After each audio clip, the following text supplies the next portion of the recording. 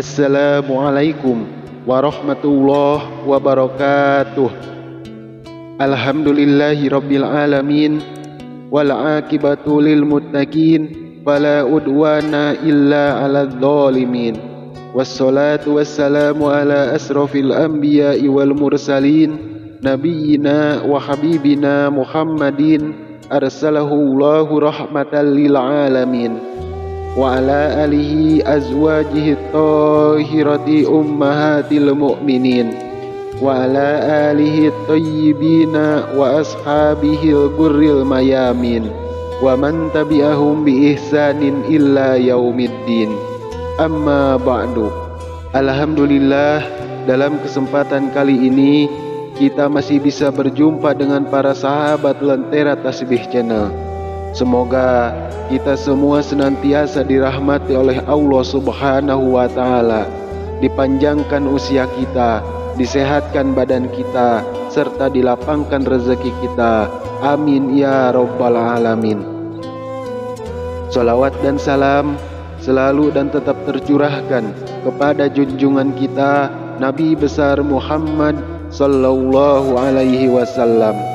Allahumma sholli ala sayyidina Muhammad wa ala ali sayyidina Muhammad.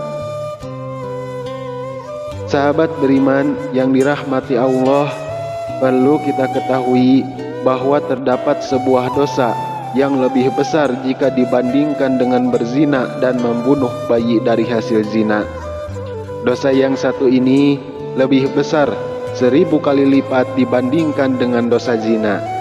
Maka berhati-hatilah dengan dosa yang satu ini, karena jika kita lihat, perbuatan ini sudah banyak sekali dilakukan di kalangan umat muslim. Jadi silahkan simak penjelasan berikut sampai selesai agar kita tidak mudah terjerumus dalam lembah hitam yang penuh dengan dosa. Namun sebelum lanjut, di sini saya ingin mengajak sahabat semua agar berkenan untuk mendukung channel yang kecil ini agar menjadi besar manfaatnya dengan cara tekan tombol like dan subscribe channel ini. Jangan lupa tulis hajat Anda pada kolom komentar agar bisa kita aminkan bersama-sama. Dan jika dirasa video ini bermanfaat, silahkan bagikan video ini agar lebih banyak manfaat dan kebaikan yang kita tebar. Amin ya Rabbal Alamin. Sahabat beriman yang dirahmati Allah, dikisahkan pada suatu senja yang lenggang di zaman Nabi Musa alaihi salam, terdapat seorang wanita berjalan terhuyung-hayang. Pakaiannya yang serba hitam menandakan bahwa ia berada dalam duka cita yang mencekam. Tudung kepalanya menungkup rapat hampir seluruh kepala. Wajahnya tanpa hias muka ataupun perhiasan yang menempel di tubuhnya. Kulitnya yang bersih, badannya yang ramping, dan roman mukanya yang ayu tidak dapat menghapus kepedihan yang tengah mengoyak hidupnya. Ia melangkah terseret-seret mendekati kediaman Nabi Musa alaihi salam. Diketuknya pintu perlahan-lahan sambil mengucapkan salam. Maka terdengarlah ucapan dari dalam, "Silahkan masuk." Perempuan cantik itu pun lalu berjalan masuk sambil kepalanya terus menunduk. Air matanya berderai tatkala ia berkata, "Wahai Nabi Allah, tolonglah saya, doakan saya agar Tuhan berkenan mengampuni dosa keji saya." "Apa dosamu wahai wanita ayu?" tanya Nabi Musa alaihi salam sambil terkejut. "Saya takut mengatakannya," jawab wanita ayu tersebut. "Katakanlah, jangan ragu-ragu," desak Nabi Musa alaihi salam.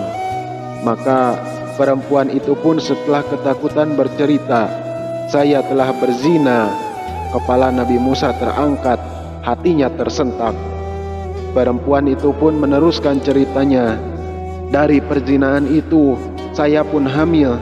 Setelah anak itu lahir, kemudian saya langsung mencekik lehernya sampai mati." Ucap wanita itu seraya menangis sejadi-jadinya.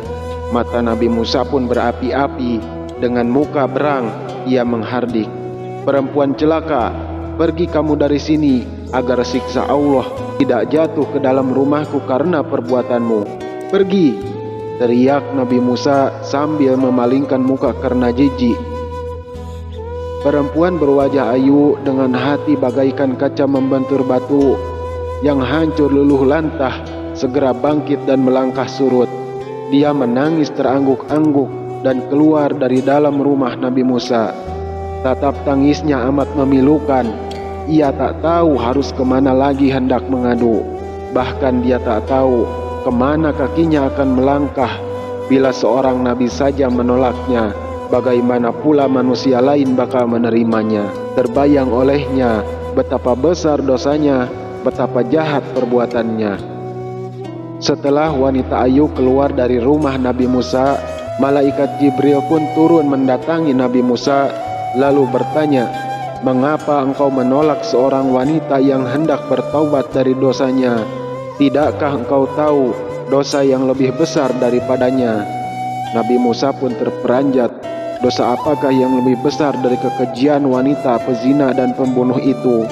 Maka Nabi Musa dengan penuh rasa ingin tahu bertanya kepada Jibril, "Betulkah ada dosa yang lebih besar daripada perempuan yang hina itu?" "Ada," jawab malaikat Jibril dengan tegas. "Dosa apakah itu?" Nabi Musa yang kian keliru. Lalu malaikat Jibril pun menjawab, "Orang yang meninggalkan sholat dengan sengaja tanpa menyesal, orang itu dosanya lebih besar daripada 1000 kali berzina." Lanjut malaikat Jibril. Mendengar ini, Nabi Musa kemudian memanggil wanita tadi untuk menghadap kembali kepadanya. Ia mengangkat tangan dengan khusyuk untuk memohon ampunan kepada Allah Subhanahu wa Ta'ala untuk perempuan tersebut. Nabi Musa menyadari orang yang meninggalkan sholat dengan sengaja tanpa penyesalan adalah sama saja seperti berpendapat bahwa sholat tersebut tidak wajib dan tidak perlu atas dirinya. Berarti dia seakan-akan menganggap remeh perintah Allah Subhanahu wa Ta'ala, bahkan seolah-olah menganggap Allah tidak punya hak untuk mengatur dan memerintah hambanya. Sedangkan orang yang bertaubat dan menyesali dosanya dengan sungguh-sungguh berarti masih mempunyai iman di dadanya dan yakin bahwa Allah itu ada. Itulah sebabnya Allah pasti mau menerima kedatangannya.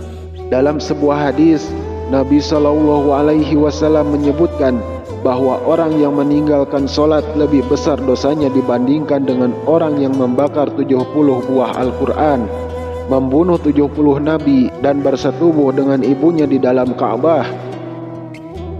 Ibnu Qayyum rahimahumullah mengatakan, kaum muslimin bersepakat bahwa meninggalkan sholat 5 waktu dengan sengaja adalah dosa yang paling besar dan dosanya lebih besar daripada dosa membunuh, merampas harta orang lain, berzina, mencuri, dan minum minuman keras.